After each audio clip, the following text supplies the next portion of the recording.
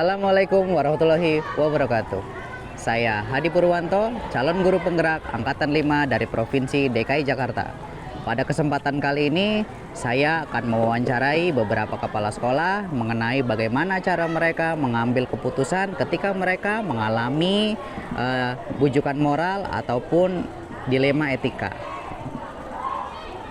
Kali ini saya akan mewawancara salah satu kepala sekolah yang hebat, di mana kepala sekolah itu adalah kepala sekolah saya sendiri. Kali ini saya sudah bertemu dengan Ibu Tini Satriatin SPD selaku kepala sekolah dari SDN Cibubur 10. Ya, bagaimana Ibu kabarnya? Alhamdulillah Pak Hadi sehat. Bagaimana dengan Pak Hadi sendiri? Alhamdulillah sehat. Jadi begini Bu Tini, pada kesempatan kali ini saya mau bertanya kepada Ibu, bagaimana Ibu selama ini dalam menghadapi suatu permasalahan, pastikan Ibu harus mengambil suatu keputusan. Iya, benar. Saya ingin kita saling sharing gitu ya Bu ya. Iya, monggo. Bagaimana cara Ibu mengambil keputusan dalam setiap permasalahan. Oke. Ada beberapa pertanyaan Bu yang ingin saya tanyakan kepada Ibu. Yang pertama, selama ini Bu, bagaimana Ibu dapat mengidentifikasi kasus-kasus yang merupakan dilema etika, benar melawan benar, atau bujukan moral, benar lawan salah, gitu Bu. Baik Pak Hadi, berarti tadi pertanyaan Pak Hadi adalah bagaimana saya mengidentifikasi kasus-kasus yang merupakan dilema etika atau bujukan moral. Iya. Kalau saya secara pribadi, Pak Hadi, dalam mengidentifikasi kasus-kasus apakah itu dilema etika atau bujukan moral, tentunya yang pertama adalah dengan mengetahui dulu kronologis dari sebuah kasus. Misalnya terjadi sebuah kasus, tentunya kasus itu kan ada awal. Kenapa terjadi kasus tersebut? Kemudian prosesnya seperti apa dan alasannya apa serta hasilnya apa atau apa yang terjadi. Kalau saja ya kasus tersebut memiliki pertentangan, misalnya tadi seperti yang Pak Hadi katakan, benar melawan benar, tentunya jadi sebuah dilema juga, mana yang harus saya ambil. Tetapi kita harus tahu dulu kronologisnya seperti apa. Kalau memang di dalam kasus itu ada sebuah perbuatan di mana benar melawan benar, oh berarti ini masuk ke dalam kategori dilema etika.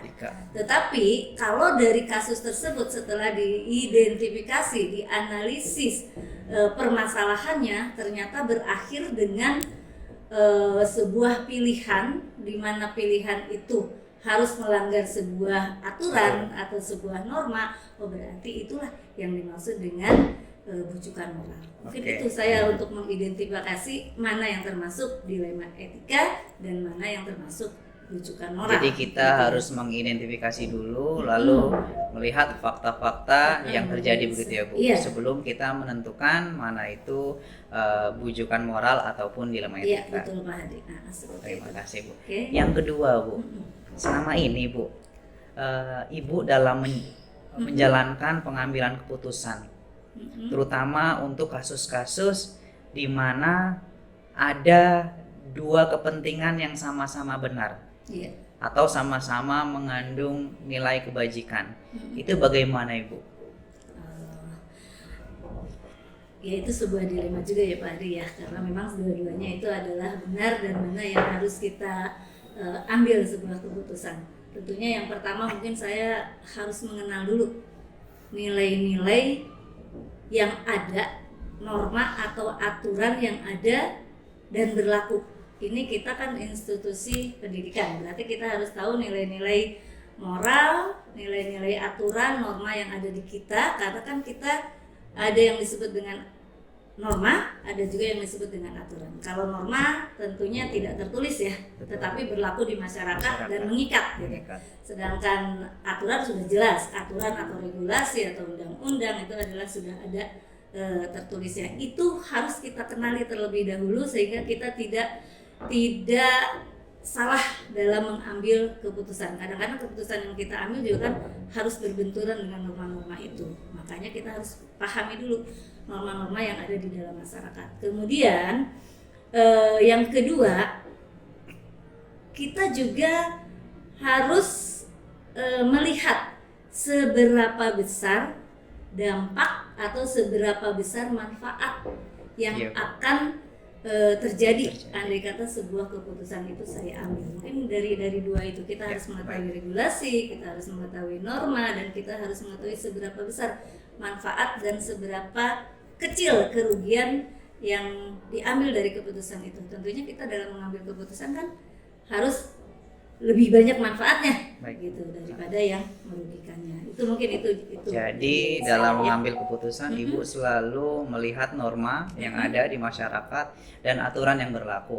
Sehingga ketika Ibu mengambil suatu keputusan itu dapat meminimalisir bahkan menghilangkan dampak negatif dari keputusan yang tersebut sehingga dapat mendatangkan manfaatnya. Begitu ya, Bu. Itu yang saya maksud sebagai Lalu ada tidak langkah-langkah atau prosedur yang biasanya Ibu lakukan dalam pengambilan keputusan? Kalau saya, Pak Hadi, dalam mengambil keputusan, terutama di sini ya, di sekolah kita sendiri, tentunya kalau ada masalah atau ada sebuah kasus seperti yang tadi Pak Hadi katakan, tadi sempat disinggung bahwa yang pertama tentunya kita mengumpulkan data, mengumpulkan fakta-fakta apa yang akan menjadi dasar dari pengambilan keputusan tersebut. Kemudian dari fakta itu kan kita akan tahu kebenaran yang sebenarnya dari kasus tersebut, kronologisnya seperti apa, karena apa, seperti itu, sehingga timbul sebuah kasus. Itu tentunya yang pertama adalah yang dicari adalah fakta-fakta tadi.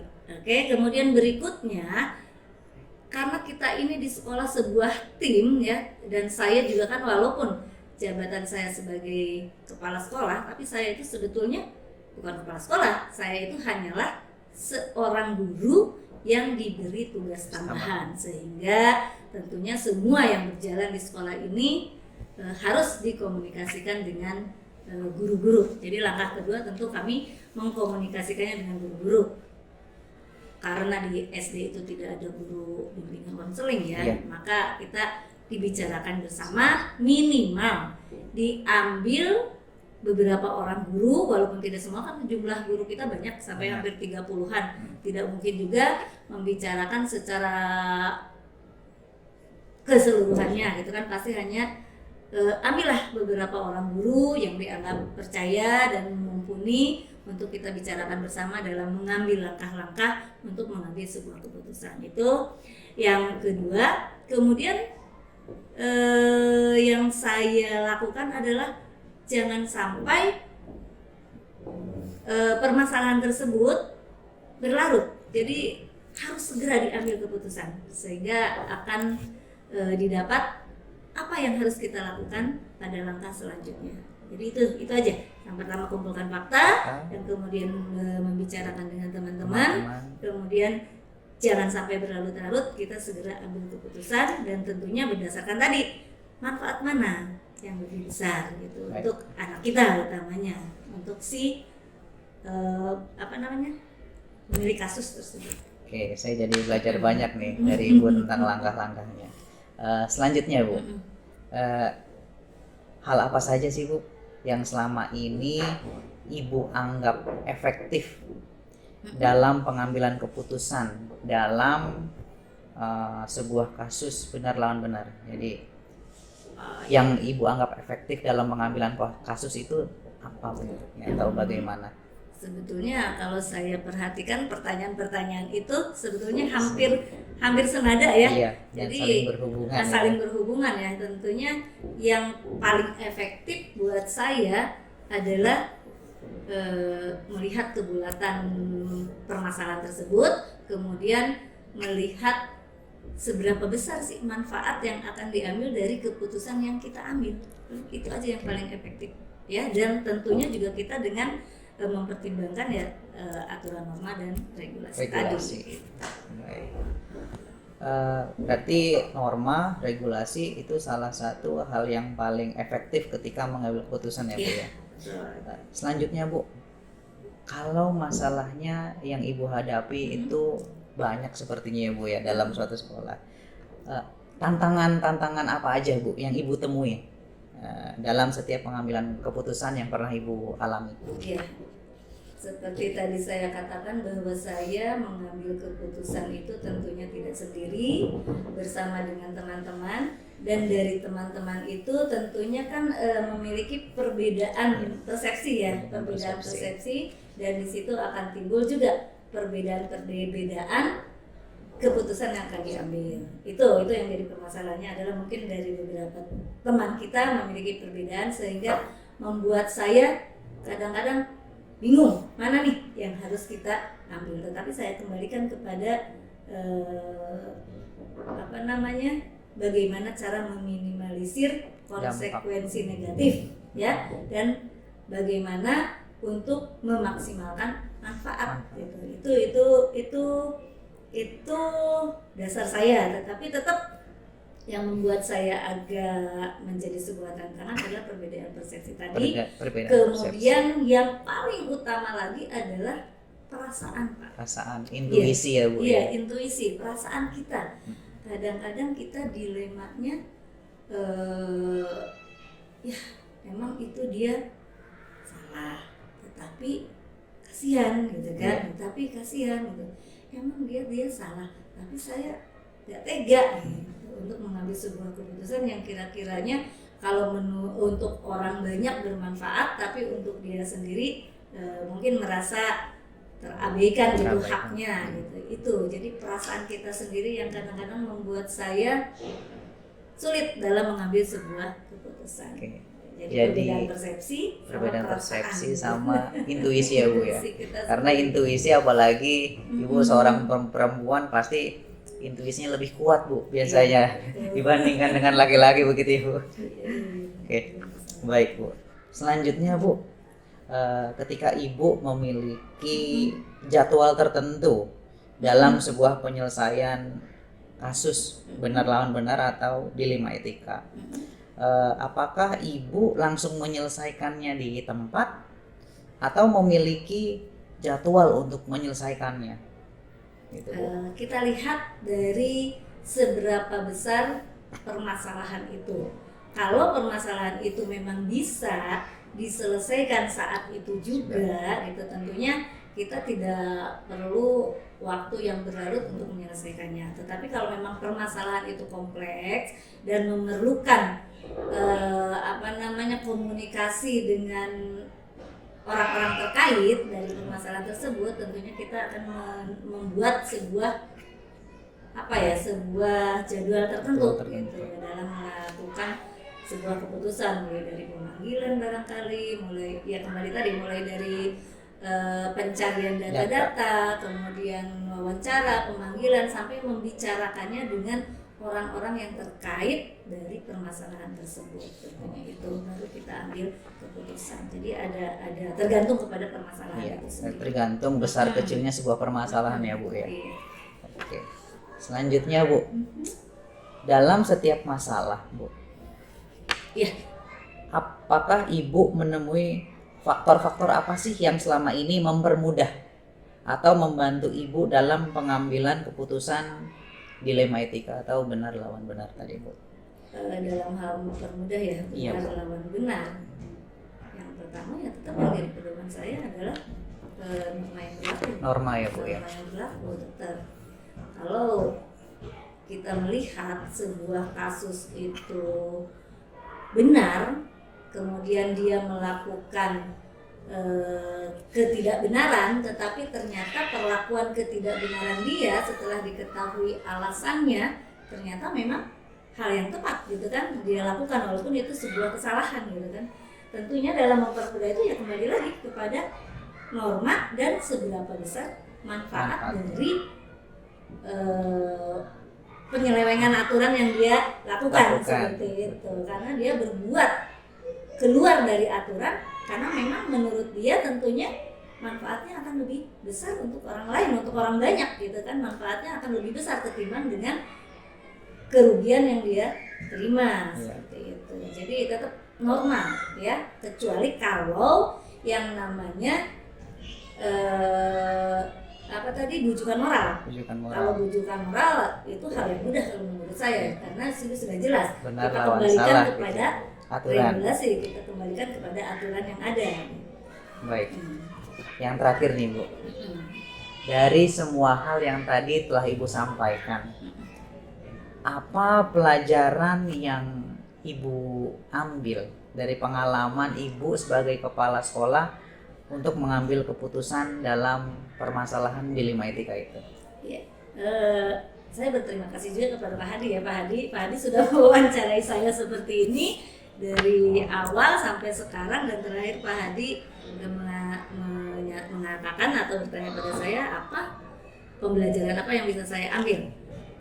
Yang selama ini saya tidak terpikir pembelajaran apa yang bisa saya ambil dengan ada komunikasi seperti ini, saya jadi terbuka. Oh, berarti dalam mengambil sebuah keputusan ya, tentunya kita tetap harus mempertimbangkan mana yang lebih bermanfaat untuk si pemilik kasus tersebut. Kalau dia lebih bermanfaat, berarti itulah yang saya ambil keputusannya. Itu yang pertama, berarti pembelajaran saya tetap mendasarkan kepada manfaat.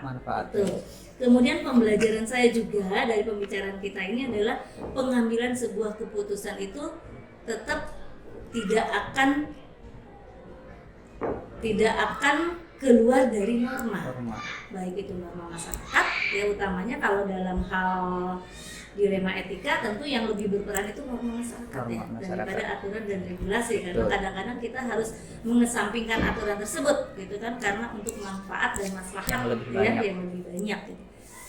Tetap jadi norma dan aturan yang berlaku itu saya yang diutamakan ya, berarti di samping manfaat kemudian norma yang berlaku, kemudian yang terakhir kita dalam menentukan sebuah keputusan itu harus berkomunikasi dengan pihak-pihak terkait dulu. Jangan sesegera mungkin mengambil keputusan ya, kalau memang permasalahan itu besar tentunya harus dibicarakan dulu dengan pihak-pihak terkait.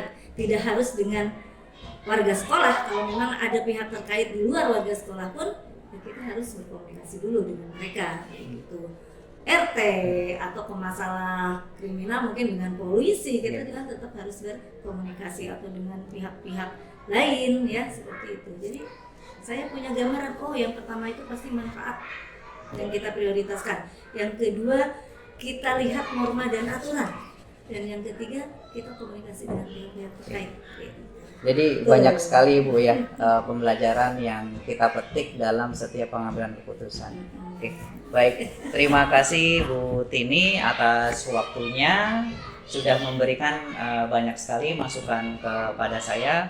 Semoga saya bisa banyak belajar dari apa yang Ibu sampaikan, sehingga ketika nanti saya menjadi seorang pemimpin, saya dapat menerapkan juga apa yang telah Ibu ajarkan kepada saya.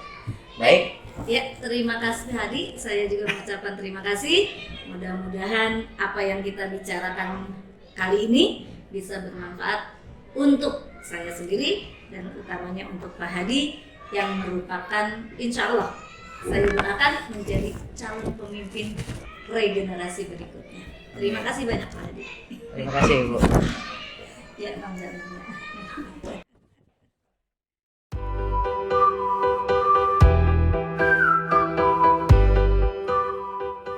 Kali ini saya telah bersama seorang kepala sekolah yang hebat.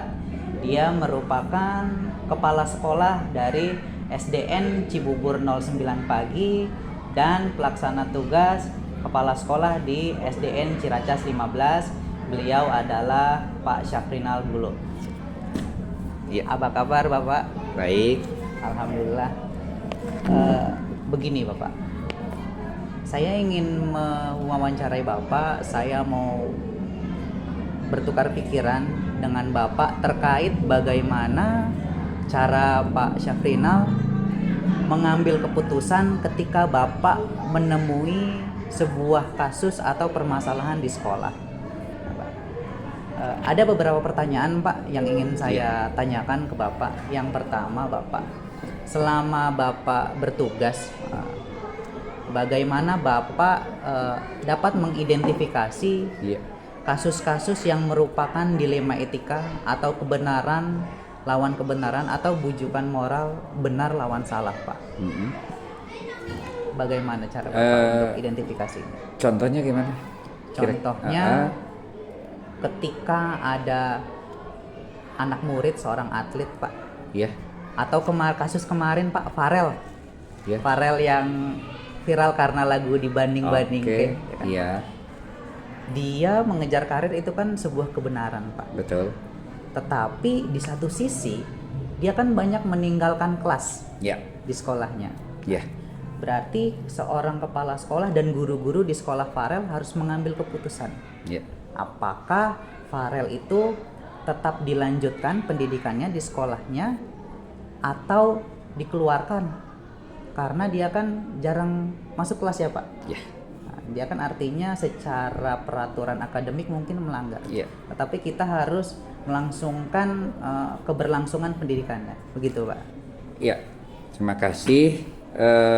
Kalau saya di sini baru 3 tahun ya di Cibubur Siap. 9. Kalau di Cibubur 9 saya belum mengalami seperti itu. Belum mengalami. Tapi sebelum di Cibubur 9, saya kepala sekolah ditugaskan di Cibubur 3. Cibubur 3. Nah, hal seperti itu pernah di sekolah dialami di Cibubur 3, di mana murid saya itu ikut bermain bola. Oh, Ya, iya, dia sepak bola. ikut bermain bola, kemudian di klub ya. Di Nah, klub. setiap klubnya bertanding, dia datang, ya, orang tuanya datang untuk minta izin ya. Izin. Dan ya memang pada awalnya saya dan guru-guru juga keberatan ya karena seminggu itu bisa sekali, bisa 2 kali dalam seminggu,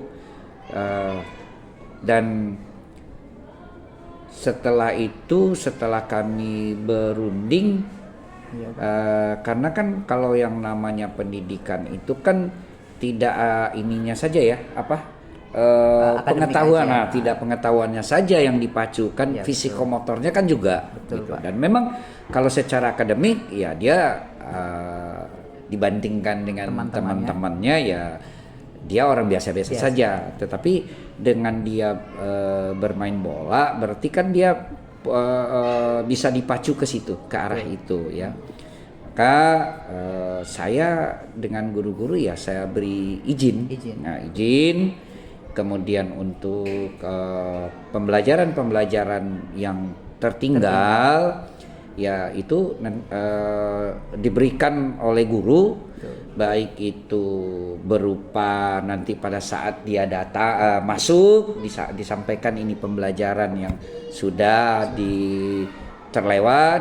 Nah, kemudian juga Diberikan. mengajak atau memberitahukan kepada teman ya supaya temannya itu juga Jadi tutor sebaya gitu tutor ya, Pak. sebaya seperti itu. Dan diberikan pembelajaran tambahan oleh wali kelasnya Pak. Betul, ya.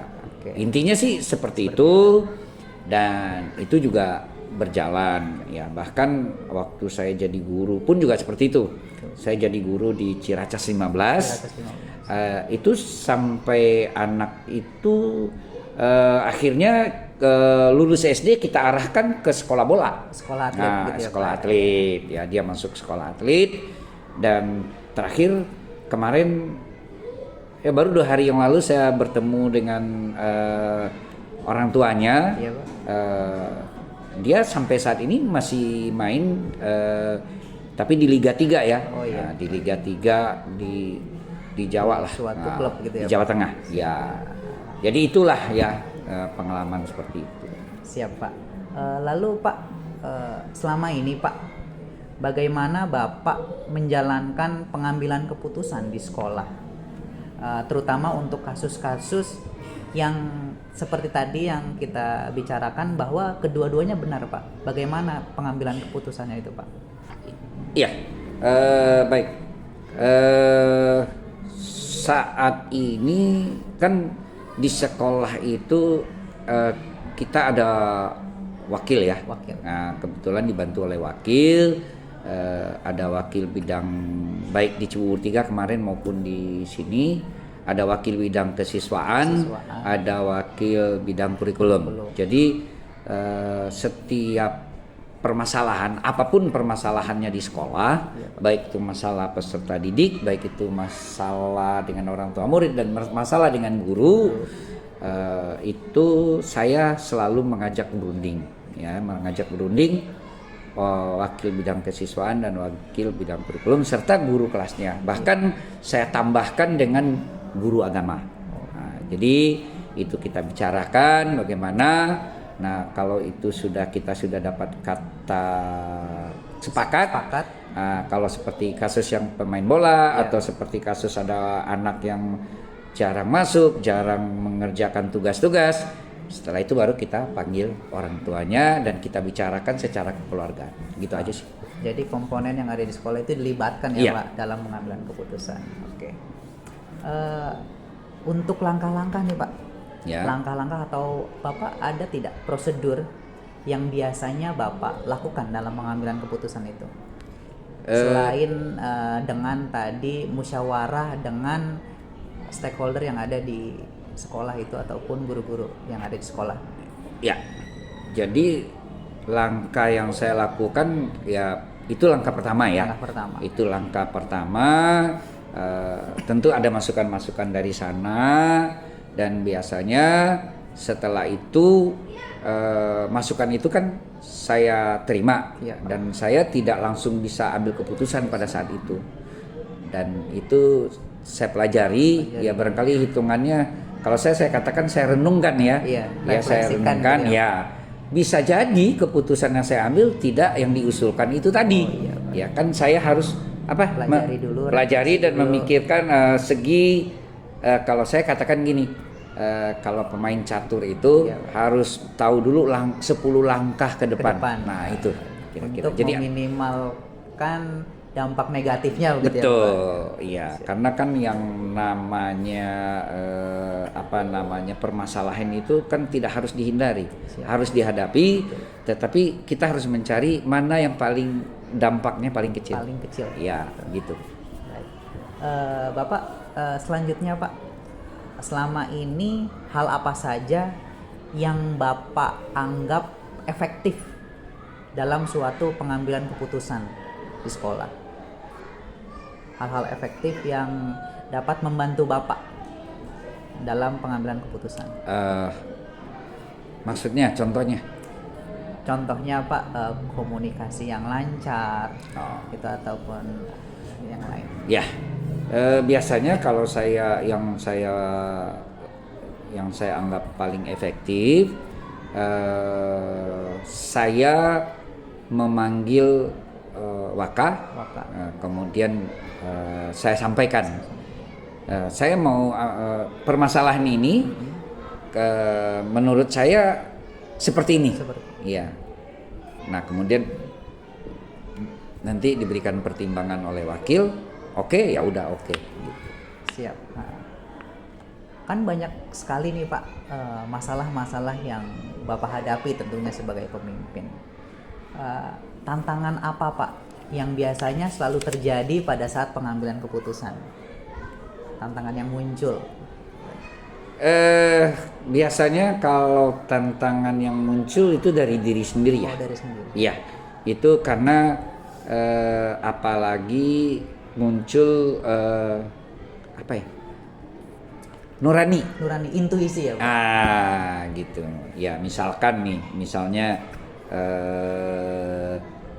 Pak Hadi, Pak Hadi sebagai anggaplah bicara guru ya.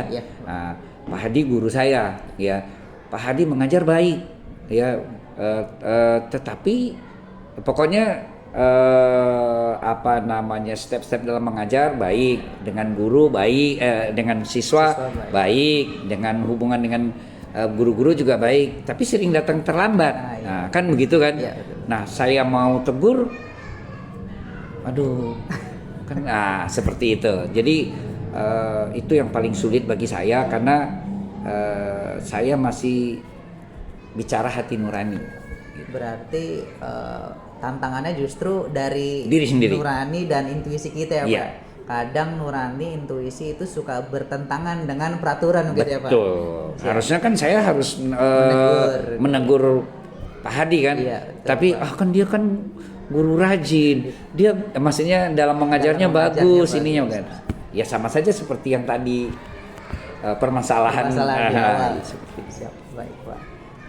Lalu Pak, kalau Bapak mempunyai masalah, Bapak punya waktu khusus nggak Pak? Misalkan, oh permasalahan ini harus selesai dalam waktu 1 hari. Oh permasalahan ini harus selesai dalam waktu 1 minggu. Ada nggak waktu-waktu khusus yang dibutuhkan dalam pengambilan keputusan? Biasanya saya punya prinsip tidak mau Melarutkan. iya gitu. seperti itu ya. Jadi kalau ada masalah saya tidak mau larut-larut gitu ya. Karena ibaratkan bisul, Iya. kalau didiamkan saja dia nanti besar. meledak. Setelah besar meledak. Meledak. Jadi kalau saya misalnya di sekolah ada masalah apa, saya langsung cari akar permasalahannya, ya langsung saya selesaikan gitu. Walaupun tadi muncul lagi dari itu Nurani, tadi ya, intuisi tadi. intuisi tadi. Gitu. Baik Pak, kalau tadi kan saya menanyakan kesulitan ya Pak ya.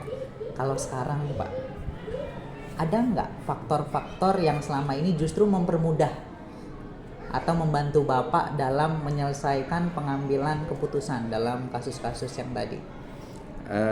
Maksudnya ini faktornya, contohnya? Contohnya faktor yang mempermudah, misalkan wakil Bapak selalu memberikan suatu masukan yang positif, atau mungkin memang secara diri pribadi dalam pengambilan keputusan Bapak adalah seorang yang cepat dalam mengambil tindakan gitu Pak. Ya, kalau apa tadi yang Faktor-faktor yang mempermudah dalam pengambilan keputusan. faktor-faktor yang mempermudah dalam mengambil keputusan saya yaitu pertama tentu wakil-wakil ya, itu wakil-wakil. Kemudian saya biasanya di waktu senggang ya kalau saya katakan iseng ke kantor, ke ruangan guru, ajak ngobrol, ajak canda, nanti kan akan muncul secara mereka pun tidak sengaja muncul gitu kan, oh gini. Nah sehingga apa yang saya dengar dari wakil, apa yang saya dengar dengan hasil bicara-bicara itu yang memperkuat saya mengambil keputusan gitu. Jadi solusi itu kadang muncul secara tidak sengaja juga gitu ya Pak. Iya, Akibat dari kita ngobrol-ngobrol dengan guru dan wakil gitu. Iya, dan saya orangnya paling anti misalnya Pak Hadi dekat dengan saya. Iya, Pak. Kemudian Pak Hadi cerita Budian. Iya. Budian itu Pak begini. Itu tidak akan saya dengar. Oh, iya. Tapi saya cari buktinya. Buktinya secara otentik. Ya, jadi seperti itu. Jadi dari dulu saya tidak pernah punya pembisik. Pembisik. Dan itu saya tidak mau seperti itu. Selalu mencari tahu kebenaran dan faktanya gitu ya Pak. Iya, sambil jalan seperti itu tadi. Siap. Baik Pak, alhamdulillah tadi saya sudah mendengarkan bagaimana cara Bapak dalam mengambil keputusan di institusi yang Bapak pimpin ini. Selanjutnya Pak, dari segala macam permasalahan dan cara Bapak mengambil keputusan, apa pembelajaran yang bisa Bapak petik dari pengalaman Bapak menangani sebuah masalah dan mengambil keputusan tadi Pak? Contohnya? refleksi diri Pak ketika kita setelah mengambil keputusan. Apakah justru pengambilan keputusan itu justru berdampak negatif atau justru tidak ada dampak negatifnya dan menimbulkan sisi positif di segala sisi gitu? Ya kalau saya sih, saya pikir banyak dampak positifnya ya bagi saya sendiri ya, dengan saya dipercaya sebagai pemimpin di sini, kemudian dengan keputusan, dengan permasalahan-permasalahan yang saya hadapi, kemudian saya membuat keputusan-keputusan,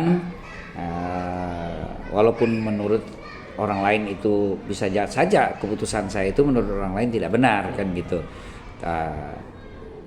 Tapi itu yang saya yakini bersama di sini dengan waka-waka, maka saya merupakan suatu kepuasan bagi saya. Kemudian yang kedua, dengan banyaknya permasalahan-permasalahan yang kita hadapi, itu juga melatih kita ya. Terus terang kalau bicara bagaimana saya guru, bagaimana saya jadi kepala sekolah, itu sangat jauh sekali ya. Saya dulu waktu jadi guru orangnya saklek. Oh, saklek. Iya, saya waktu jadi guru orangnya saklek ya. Kalau iya, kalau tidak gitu. Tapi setelah jadi kepala sekolah itu tidak bisa diterapkan gitu. Karena harus mendengarkan atau melihat kondisi-kondisi yang lain gitu ya. Betul, ya seperti itu. Jadi intinya ya hal-hal positif yang sangat berharga ya, berarti untuk pengembangan diri saya. Ya, saya udah mulai bisa sabar gitu. Dulu waktu jadi guru ya emosi gitu. Siap. Ya kepala sekolah pun kalau tidak benar saya lawan kan gitu. Iya, betul. Baik Pak, alhamdulillah, terima kasih Pak Syafrinal. Saya telah mendengarkan banyak sekali dari berbagai perspektif yang Bapak pikirkan tentang cara pengambilan keputusan. Semoga saya bisa banyak belajar dari Bapak mengambil hal-hal positif yang tadi telah diutarakan. Terima kasih sekali lagi Pak Syafrinal. Kan Semoga ini Pak Hadi ya mudah-mudahan saya senang gitu ya. Terserah mau direkam atau tidak ya. Saya senang guru-guru muda yang seperti Pak Hadi, apalagi memang yang dibutuhkan sekarang ini kan guru milenial ya. Guru milenial. Iya, jadi seperti itu. Ya sukses ya, mudah-mudahan berhasil di guru penggeraknya. Saya yakin ya Pak Hadi dengan teman-teman adalah pengganti kami ini ya. Saya juga 3 tahun lagi udah mau pensiun kan gitu. Jadi gitu ya, sukses ya. Ya. Semoga Bapak di sisa tahun pengabdian Pak 3 tahun lagi Pak Syafrinal selalu sehat dan selalu bisa memajukan SDN Cibubur 9, ataupun jika dimutasi di sekolah lain dapat memajukan sekolah yang nanti Bapak pimpin. Amin. Terima kasih ya Pak Hadi. Ya.